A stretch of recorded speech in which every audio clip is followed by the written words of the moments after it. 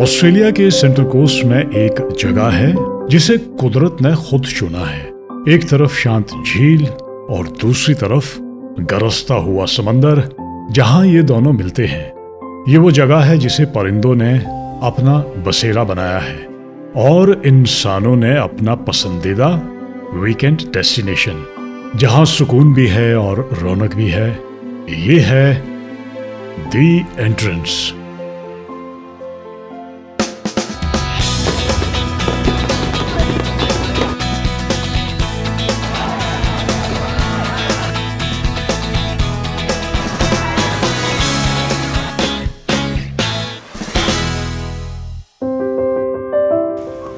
Travel की दुनिया के दोस्तों, क्या हाल चाल है आपके। मैं हूं राजेश ठाकुर और देखिए दोस्तों, आज मैं कहां पे पहुंच गया हूं। ये दोस्तों ऑस्ट्रेलिया के सेंट्रल कोस्ट में, यहां का इसे दिल कहा जाता है। अंग्रेजी में कहे तो ये सेंट्रल कोस्ट का हमारा हार्ट है और यहाँ के जो लोकल लोग हैं, आसपास बहुत सारे यहाँ पे सबब है, तो उन लोगों का ये एक बड़ा मीटिंग पॉइंट है। और जब कभी उनका दिल करता है थोड़ा अपने एरिया से बाहर निकलने का, तो वो यहाँ पे पहुँच जाते हैं। और सिडनी साइडर का बड़ा फेवरेट ये एक जगह है, क्योंकि बड़ा ये कमर्शियल एक एरिया है। बड़े काफ़ी ज़्यादा यहाँ पे होटल्स हैं जहाँ पे बड़े आराम से आप रह सकते हैं और बहुत सारे यहाँ पे खाने पीने की चीज़ें हैं और बड़ा एक ये कंफर्टेबल एरिया है।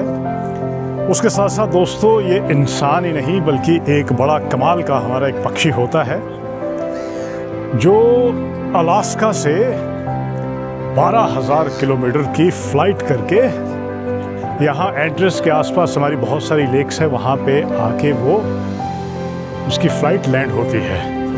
दोस्तों, ये एक बड़ी कमाल की जगह है और इस जगह पे बहुत सारे ऐसे कॉर्नर्स हैं जिनकी बड़ी कमाल की कहानी है। तो आइए दोस्तों, द एंट्रेंस को घूमते हैं साथ साथ और महसूस करते हैं इस जगह को।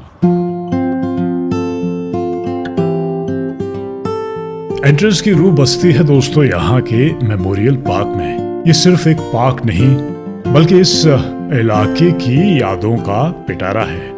1934 में ये पार्क बनाया गया था उन वीर सैनिकों की याद में जिन्होंने वर्ल्ड वॉर में अपनी सेवा दी थी। मेमोरियल पार्क इस शहर की धड़कन है।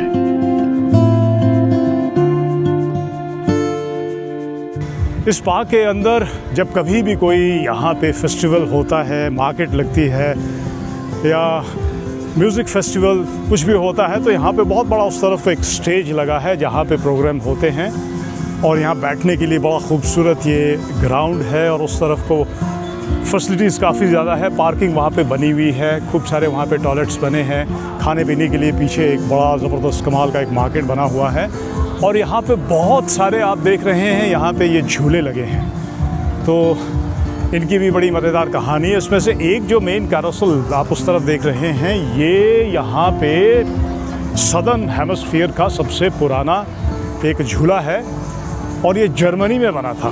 तो जर्मनी से ये बनाया यहाँ पे लाया गया और तब से लेके आज तक ये यहाँ पे काम कर रहा है। तो देखिए दोस्तों, इस जगह पे बड़ी ज़बरदस्त सी चीज़ें हैं और मैं कोशिश करूँगा कि ज़रा उस झूले में भी जाऊँ और वहाँ से आपको इस खूबसूरत जगह का एक नज़ारा दिखाऊँ। मेमोरियल पार्क के बीचों बीच दोस्तों ये है वेराज वाटर गार्डन। बच्चों के लिए किसी जन्नत से कम नहीं है। रंग बिरंगे फवारे और पानी के इन झरनों के बीच छोटे बच्चों की खुशियों की दुनिया बसती है। 1963 में वेरा गुइरिन की याद में दोस्तों ये यहाँ पे बनाया गया था।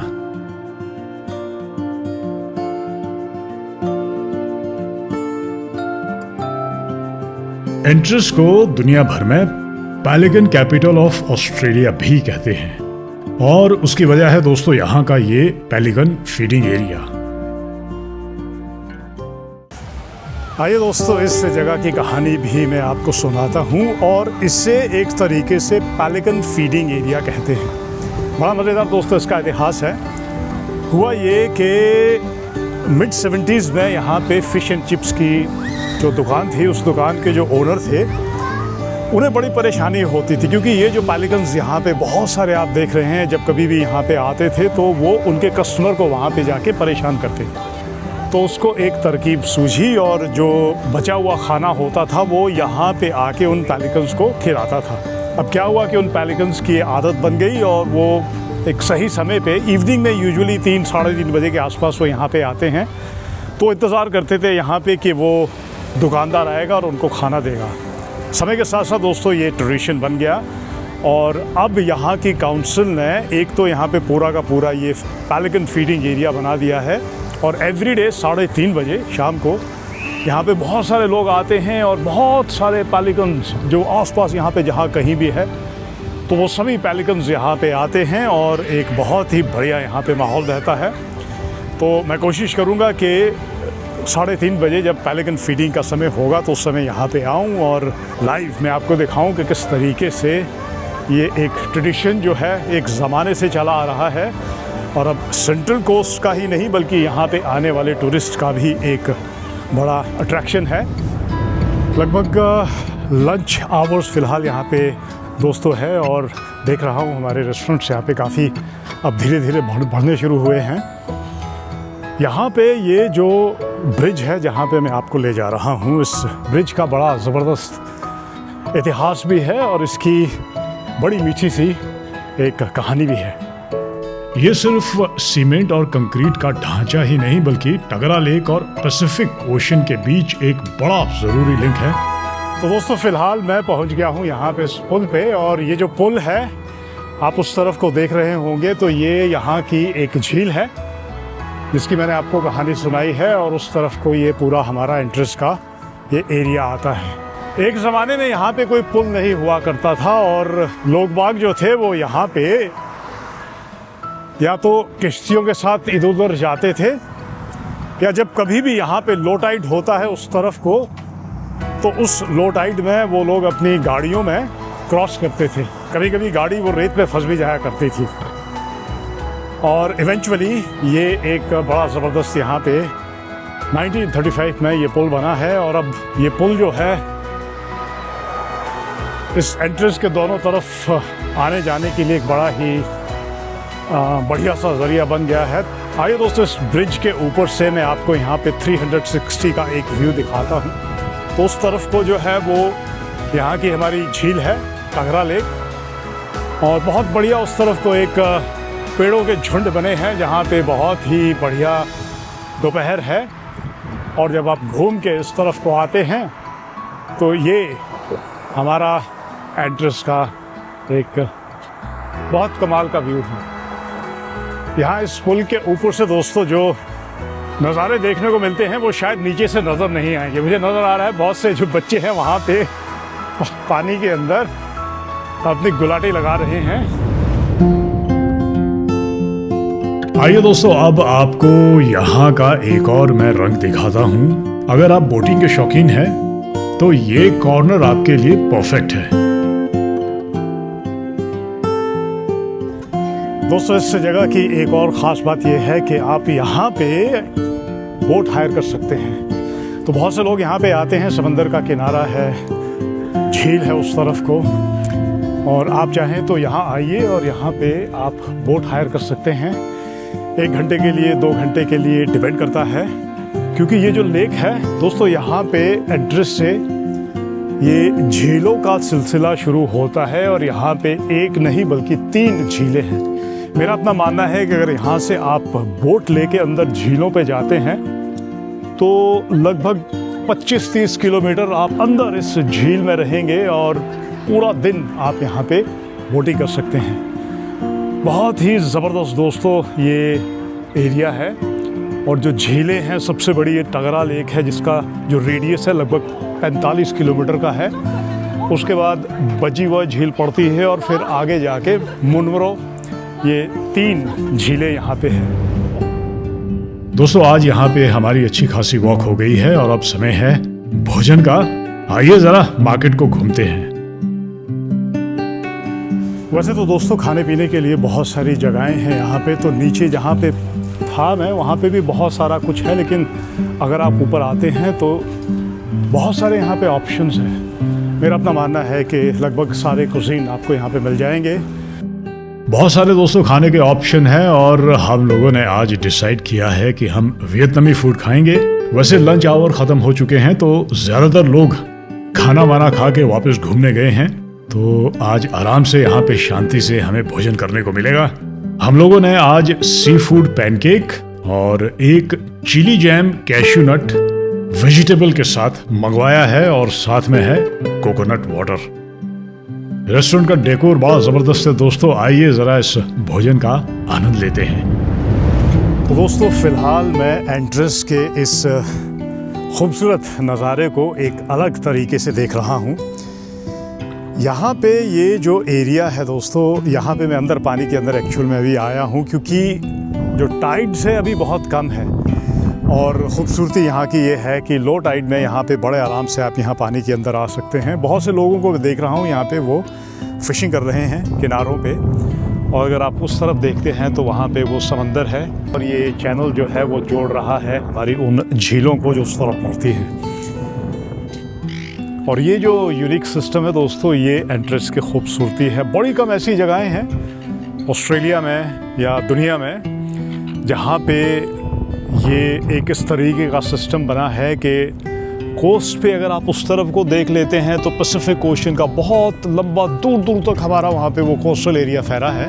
और यहाँ पे आप देखते हैं तो इस कोस्ट के साथ साथ अंदर की तरफ यहाँ पे 3 बहुत बड़ी बड़ी झीलें बनती हैं। और झीलों की जब मैं बातचीत करता हूँ तो मैंने इस पे 3 अलग अलग शो किए हैं, तो अलग अलग झील पे एक बड़ा कमाल का वहाँ पे मेरा एक्सपीरियंस रहा है जो मैंने आपके साथ शेयर किया है। और ये वो जगह है दोस्तों जहाँ पे झीलें जो है वो समंदर से आके मिलती है, या यूँ कहिए कि कभी कभी समंदर का जब दिल करता है तो इन झीलों से वो अंदर जाता है और इन झीलों को अंदर जाके वो सॉल्ट लेक उन्हें बनाता है। और एक ज़माने में जब हमारा यहाँ पे सामने ब्रिज नहीं था तो यहाँ पे लोग बाग इंतज़ार करते थे कि कब ये लो टाइड हो और उसके बाद यहाँ से वो अपना ड्राइव करके एंट्रेंस के उस तरफ जाते थे। और एक और बड़ी मज़ेदार बात दोस्तों इस जगह की ये है कि यहाँ पे जो लोकल काउंसिल है उन काउंसिल को इस तरफ बहुत सारा रेत जो है वो इकट्ठा हो जाता है, तो इस इकोसिस्टम को बचाने के लिए हमारी जो लोकल काउंसिल है साल में 2-3 बार ये उस सारे रेत को जो है वो क्लीन करती है, जिसकी वजह से ये झीलें जो है ये हमारा इकोसिस्टम बरकरार रहे। इसकी बड़ी मज़ेदार कहानी भी है जो कि आती है हमारे अबरिजिनल लोग जब यहाँ पे रहा करते थे कि अगर हम इस जगह को क्लीन नहीं रखेंगे तो ये पानी का रंग जो है वो हरा हो जाएगा और हमारे यहाँ पे जो बड़े खूबसूरत पक्षी आते हैं इकोसिस्टम में वो यहाँ पे आने बंद हो जाएंगे। खैर ये उनकी कहानी है। और एक ही अनुमान है कि इस पूरे सिस्टम में यहाँ पे जो टकरा की तरफ है लगभग 400 से भी ज़्यादा डिफरेंट बर्ड स्पीसीज यहाँ पे होती है। एक और बड़ी मज़ेदार चीज़ मैंने देखी है कि रात को लोग बाग जो है यहाँ पे इस पानी में आते हैं और यहाँ पे वो प्रॉन्स को ढूंढते हैं। तो फिश के साथ साथ यहाँ पे इस पूरी जगह पे बहुत सारे प्रॉन्स भी मिलते हैं। अभी आप देखिएगा काफ़ी सारे लोगों को देख रहा हूँ जो मैं फ़िलहाल अंदर यहाँ पे फ़िशिंग कर रहे हैं, प्रॉनिंग कर रहे हैं, मुझे पता नहीं है, लेकिन बहुत ही मज़ा आ रहा है दोस्तों यहाँ पे इस समय वॉक करते हुए।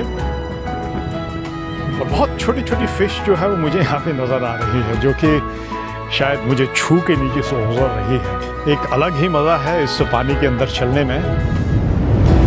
दोस्तों अगर आपको वॉक पसंद है तो यहाँ पे एंट्रेंस से लेके और आगे बीच तक एक बड़ा ही कमाल का ये वॉक भी बना है। तो साथ में ये चैनल है, उस तरफ को समंदर है, आगे बीच है और बहुत कमाल का यहाँ से एक ये एक्सपीरियंस रहता है इन केस अगर आपको वॉक करनी है।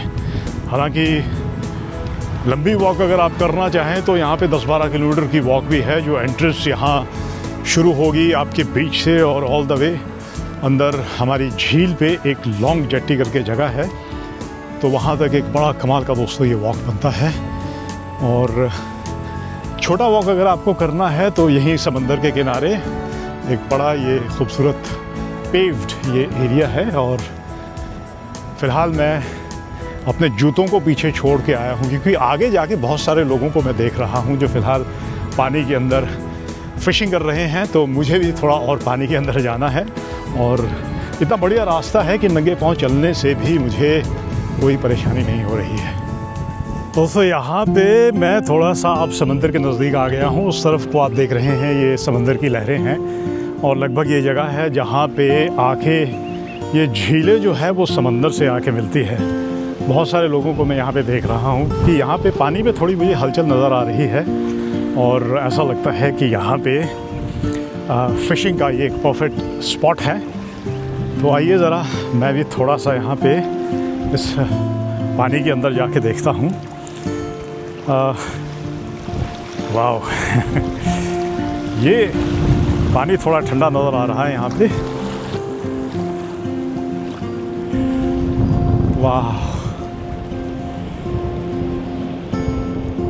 ये वो रेत है दोस्तों जिसकी मैं बातचीत कर रहा था कि यहाँ की जो काउंसिल है, इस रेत को वो साल में 1-2 बार उन्हें ज़रूर इसे साफ़ करना पड़ता है। और आप देखिएगा उस तरफ को ये जो समंदर है, वहाँ से लहरें काफ़ी तेज़ उठ रही है, और बहुत सारे हमारे मौजी भाई जो है वो फ़िलहाल यहाँ पे फ़िशिंग कर रहे हैं। मैंने आज तक कभी फ़िशिंग नहीं की है, तो किसी दिन समय निकाल के आई थिंक ये भी एक्सपीरियंस किया जाएगा। बहुत से लोगों को मैंने देखा है कि वो फ़िशिंग का उन्हें शौक़ होता है, और वो फ़िश को पकड़ने के बाद वापस उसको समंदर में छोड़ देते हैं।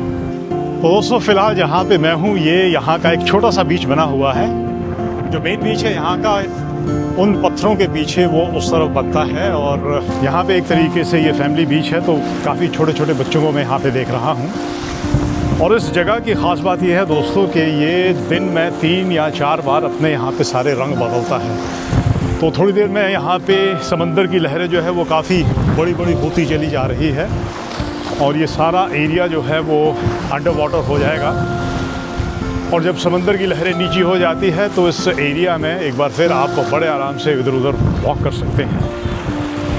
हमारे नेचर का एक बड़ा ही ज़बरदस्त दोस्तों ये कमाल है कि किस तरीके से यहाँ पे दिन में 3-4 बार ये जगह जो है वो अपने रंग बदलती है। बड़ा मज़ा आ रहा है दोस्तों यहाँ पे वॉक करते हुए, और आई थिंक मैंने अब ये प्लान कर लिया है कि किसी दिन यहाँ पे आके अपनी कुर्सी लेके आऊँगा, साइड में यहाँ पे आराम से लगा के बैठूँगा और पूरा एक दिन जो है यहाँ पे बिताऊँगा। बहुत ही कमाल का दोस्तों आज यहाँ पे मौसम है, और मेरी घड़ी के अनुसार लगभग 3:30 बज रहे हैं। तो आइए चलते हैं ज़रा पेलिकन फीडिंग का आनंद उठाते हैं। एक अच्छी खासी भीड़ दोस्तों फ़िलहाल यहाँ पे इकट्ठी हो गई है। अगर आप पीछे देखेंगे थोड़ी देर में ये फीडिंग का सेशन शुरू होगा।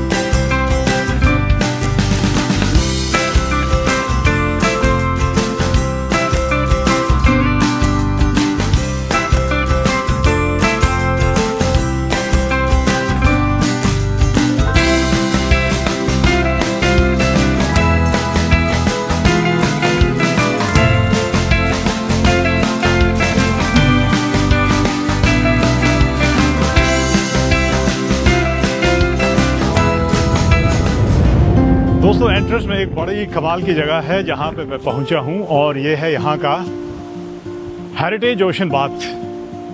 बड़ा मज़ेदार दोस्तों इसका इतिहास भी है। 1938 में दुनिया में बड़ी ज़बरदस्त आर्थिक मंदी चल रही थी। ये ग्रेट डिप्रेशन का ज़माना दोस्तों, और उस मुश्किल वक्त से गुजरने के लिए जो यहाँ पे लोकल लोग रहते थे उनको एक प्रोजेक्ट अनएम्प्लॉयमेंट रिलीफ वर्क से जोड़ा गया। और फिर बना दोस्तों ये एक बड़ा ही कमाल का पूल। और मेरा अपना मानना है कि बहुत कम ऐसे पूल है दुनिया में जो कि समंदर के किनारे बने हैं और इन पूल के अंदर समंदर का ही पानी इस्तेमाल होता है। 3 दोस्तों इसके अलग अलग सेक्शन है। एक सेक्शन जहाँ पे छोटे बच्चे तैराकी करते हैं, दूसरी तरफ जो आप देख रहे हैं ये 22 मीटर का छोटा पूल है और तीसरा जो है वो ओलंपिक साइज का है। ये पूल दोस्तों समंदर के जो टाइडल वाटर है उससे भरे रहते हैं। इसमें तैरते हुए आपको लगता है कि आप समंदर के पानी में तैर रहे हैं, लेकिन लहरों का यहाँ पे कोई खतरा नहीं होता। तो बड़ा ही दोस्तों ये एक इंजीनियरिंग का कमाल है कि एक ज़माने में यहाँ पे एक छोटा सा रॉक पूल होता था और आज देखिए यहाँ के लोकल्स ही नहीं बल्कि टूरिस्ट के लिए भी ये एक बड़ी कमाल की चीज़ है।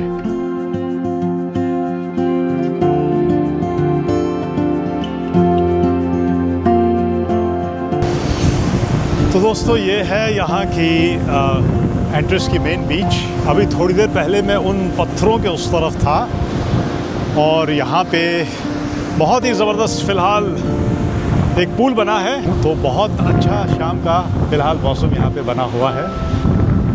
ठंडी ठंडी हवा चल रही है दोस्तों। पीछे समंदर की लहरें काफ़ी बड़ी होती चली जा रही है। अब आप देखिएगा यहाँ पे। तो दोस्तों इसी के साथ मेरा यहाँ से जाने का समय हुआ जा रहा है। उम्मीद करता हूँ आपने एंट्रेंस के इस ज़बरदस्त सफ़र को एंजॉय किया होगा जैसे मैंने एंजॉय किया है। और इसी तरीके से आप भी इस खूबसूरत दुनिया को एंजॉय करते रहिएगा। और फिर किसी दिन किसी मोड़ पे आपसे मुलाकात करूँगा। तब तक के लिए नमस्कार।